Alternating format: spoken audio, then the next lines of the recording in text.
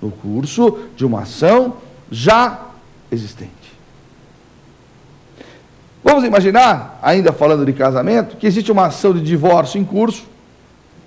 O casal está separado de fato, fisicamente, existe uma ação de divórcio em curso, mas, no decorrer desta ação, o cônjuge, ele começa a invadir a casa da ex-mulher. Começa a invadir, durante a ação, começa a invadir, não quer sair de lá, não é? Fica trancado lá dentro, fica ameaçando a ex-mulher. O que ela faz? Ela promove incidentalmente esse divórcio, a cautelar de separação de corpos. Por que é incidental? Porque aí já existe uma ação em curso, ela já está em curso. Ok? Então nós temos a cautelar preparatória e a incidental. E tem um dado interessante, é até curioso. O legislador, ele faz, o que ele fez no Código? O legislador escolheu alguns direitos e colocou no Código, classificando cautelares. Então existem as cautelares chamadas típicas, que alguns preferem falar que são cautelares dominadas. Como assim? Existem cautelares específicas no Código. O Código apresenta algumas cautelares. O legislador escolheu algumas situações e criou cautelares, como arresto, sequestro, alimentos provisionais e tantas outras. Ele escolheu algumas. Então essas são as cautelares típicas. Mas pensa comigo, como que o legislador poderia colocar de forma específica no Código todos os direitos passíveis de uma cautelar? Impossível. Então, veja bem, o legislador permite que se promova uma medida cautelar, uma ação cautelar, mesmo que não tenha previsão específica no Código. Mesmo que não tenha previsão específica no Código. São chamadas cautelares atípicas ou inominadas. Então eu me deparo com um caso concreto, vou ao Código e falo, não tem no Código essa situação. Não tem problema, eu posso assim mesmo promover a cautelar. Só que ela não tem nome, ela é atípica. Ok? Interessante? Tranquilo. Esta cautelar, ela tem dois requisitos. Dois requisitos. Fumus boniuris e periculum in mora. Fumus boniuris e periculum in mora. Ai, Mena, é difícil isso, né? Não é. Fumus boniuris nada mais é do que a fumaça do bom direito. Fumaça do bom direito. Que isso? Existe um indício, existe a aparência de que algum direito não está sendo respeitado. Eu não posso afirmar categoricamente que ele não é respeitado ou não foi respeitado. O que eu digo na cautelar é que existe a possibilidade de, a aparência de, a fumaça. Sabe aquela história onde a fumaça, fogo? É isso aqui. Eu promovo a cautelar de separação de corpos e procuro demonstrar ao juiz, mesmo que de uma forma superficial, que o outro cônjuge está agredindo a requerente, por exemplo. Eu não preciso demonstrar isso cabalmente na cautelar, mas eu tenho que demonstrar esse indício, essa fumaça. Porque com esta fumaça é possível que o juiz, então, determine o afastamento do lar. Para quê? Para assegurar um direito, para proteger uma das partes. Não é difícil. E o periculum in mora?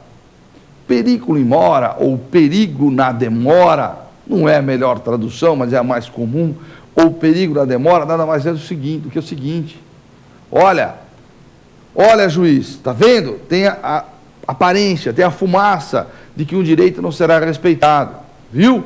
Só que é o seguinte, se esse direito não for respeitado, as consequências serão estas. Ou seja, o periculum in mora está atrelado aos fatos. Eu posso ser agredido, posso até perder a minha vida. Esse é o periculum in mora. Esse é o periculum in mora. Envolve o fato, a matéria fática, é o dano em si. Enquanto no fumus eu tenho a questão do direito, no outro eu tenho a questão, no periculum eu tenho a questão do dano. Ora, se existe a possibilidade de um direito não ser respeitado, e se ele não for respeitado, eu posso sofrer alguns danos, eu não posso ficar esperando 4, 5, 6 anos para que o juiz julgue essa situação, ou aprecie isso. Eu preciso que o juiz analise imediatamente. Então eu vou utilizar uma medida cautelar. Esta tem urgência. Eu vou utilizar uma medida cautelar.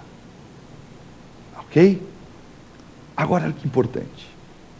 Isso que eu estou colocando aqui, teoria geral das cautelares, na verdade, essa formatação, ela existiu exclusivamente no Código até 1994. Como assim? O legislador percebeu o seguinte, que existiam situações em que não eram situações de cautelar, que eram situações de uma ação de conhecimento, e que não existia nenhum meio no Código para que o cidadão, para que o autor pleiteasse uma tutela de urgência. Então veja, não era caso de cautelar, era caso de ação de conhecimento, mas existia uma tutela de urgência. Aí você ia procurar no Código e não tem. Ou seja, as pessoas não pleiteavam tutelas de urgência se não fosse através de uma cautelar. Criou-se então a tutela antecipada, lá do artigo 273 do CPC. Criou-se a tutela antecipada. Então a tutela antecipada foi criada para ser aplicada dentro das ações de conhecimento. Olha que interessante. Hoje nós estamos acostumados. Eu promovo uma indenização, por exemplo, e peço uma tutela antecipada para que o indivíduo pague um valor mensal àquele que sofreu o dano. Isso é comum, isso é do nosso dia a dia. Não era antes de 94. Então é um instituto relativamente recente no nosso país. E por que só surgiu em 94?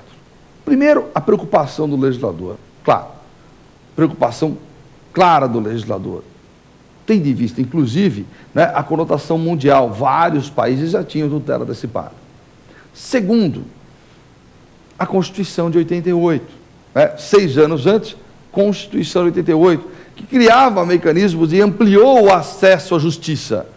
Ora, para que eu tenha amplo acesso à justiça, eu preciso de tutelas de urgência, entre elas a tutela antecipada. E mais, Código de Defesa do Consumidor, relações de consumo exigindo soluções mais rápidas, mesmo que provisórias. E a própria evolução da nossa sociedade. Veja como hoje as pessoas buscam o poder judiciário, seja através dos juizados especiais, seja através da justiça comum. Veja como hoje a sociedade está muito mais próxima do poder judiciário do que em outros tempos. Claro, ela tem a expectativa de ser atendida de uma forma mais efetiva. E a tutela antecipada colabora com essa situação. A tutela antecipada é fundamental nessa relação sociedade-Estado, sociedade-poder judiciário.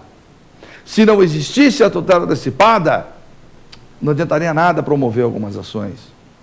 Nada. Porque não teria essa tutela de urgência. Essa tutela antecipada, então, que nasceu para ser aplicada nas ações de conhecimento, não é? Ela, tecnicamente, só pode ser requerida pelo autor. Só o autor tem interesse na tutela antecipada. Por quê? O autor tem interesse de antecipar, mesmo que provisoriamente, aquilo que ele pediu, aquilo que foi pedido. Tutela antecipada é isso, é antecipação do pedido. Então a tutela antecipada, num primeiro momento, não assegura um direito como a cautelar. Não, ela antecipa um pedido. Ela antecipa um pedido. Ela é mais contundente. E essa tutela antecipada, nessa situação, ela tem 2 requisitos. Quais são os requisitos? Prova inequívoca da verossimilhança dos fatos alegados. Prova inequívoca da verossimilhança dos fatos alegados.